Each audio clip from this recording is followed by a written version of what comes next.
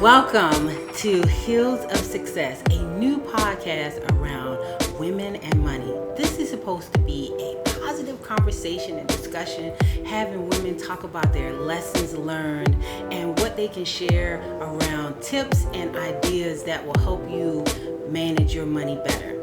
So tune in to Hills of Success with Zenelia Harris of Harris & Harris Wealth Management. Right. So with my daughter, I'm trying to get her to really appreciate that life is about choices, and that those choices have, when you think about the choices that you're making, what are you willing to give up in order for you to be able to do something that you are choosing to do? So I'm trying to teach her early on how to value money and about we have options here. So which option do I want to do right now? And which option do I want to put on the back burner for later? Because I think we're in a society where everything is about having things now. Yes. That we need to teach kids about the importance of saving and that it takes time. Yeah. Right. And that's how compound interest works, right? Yeah. Yeah. I should have brought a notebook. I'm going to go back and watch that. And over and over. But it is. I mean, it's like simple things sometimes, but if we're not having these honest discussions, you can forget them. Yeah. And so sometimes it's all about, I'm big on asking questions because I think questions get you to thinking. So, one of the questions that I remember having with a colleague of mine was thinking about the future and where I wanted to be.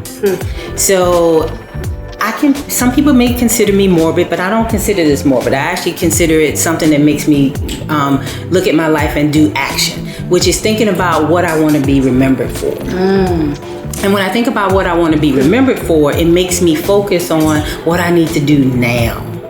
So if I know that I want to, with having my business, where do I want my business to be? But that's just one component because your life is not just about work. Right. Your life is about living and connecting the two. And so I want my work to be able to allow me to do the things that I want to enjoy. Right. And so how can I break those down into, 5-year chunks? Am I going to be here, 5 years from now? What does that look like? But I took the whole idea of going out 20 years and saying, okay, now 20 years from now, where do I want to be and how do I want my life to evolve?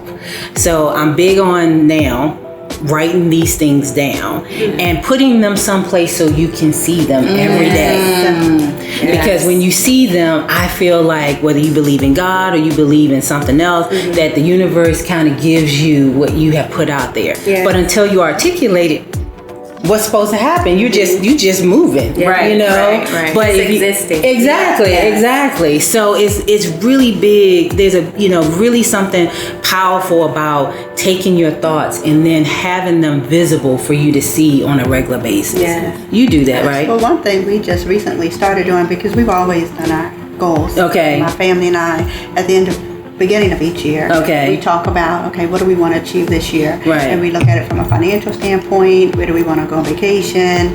What are we doing around the house? Right. Major projects. We just look at all the things we want to get accomplished this year. But we've never broken it down any further than that. And we do go back and look at it to see how we're doing. Right. But my son recently got home from school, and one thing he had asked me to do, I was going to the store, and he says, can you get a whiteboard? And I said, okay. And he says, well, I want one that we can put on the refrigerator because I want us to write our weekly goals. Oh, wow.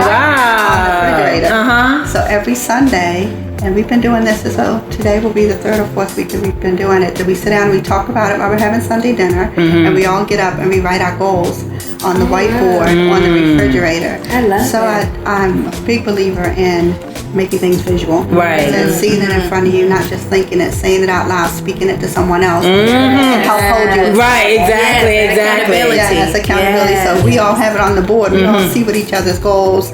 So the first couple of weeks they were up there and no one kind of said anything. The next week they were up there and they're like, hey, did you do this? Right. You said you were going to do that. Did you do that? So now they're almost competing with each other. Wow. To see who can hit their goal before that Saturday before we have to write new goals. Right, okay. So it's really important that we talk about it, not only with our friends, but with our children and with our family. Right. About goals and money matters, all those things that we've just been discussing, just how utterly important they are. Yeah, definitely.